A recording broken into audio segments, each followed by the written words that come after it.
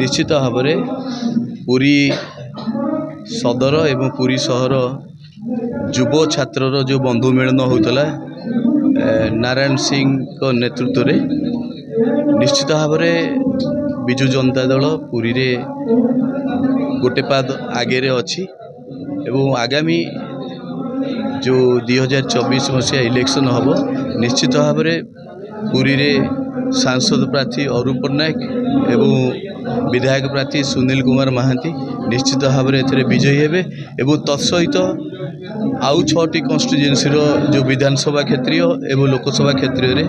निश्चित भाव में विजु जनता दल सबुठी दखल कर 2024 जो गणपर्व होगा जाऊँ 2 मास भितर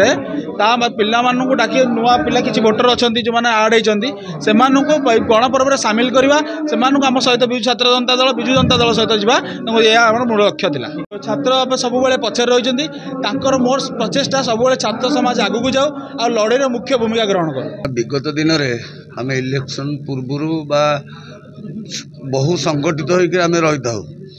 से कॉलेज इलेक्शन हो कि जनरल इलेक्शन हो से आम समस्त संगठित हो गोटे परिवार रही आम कार्य करता किंतु किसी व्यक्ति निजर व्यक्तिगत स्वार्थ दृष्टि पूरी विजु जनता दल को नष्ट करदेवा को योजना कर विरोधी मानक सुजोग दौर तेणु आम जो मैंने विगत दिन में एकत्रित हो विरोधी मानक सामना करूँ से पुणी आज एकत्रित कर जो जो मैंने प्रार्थी होती से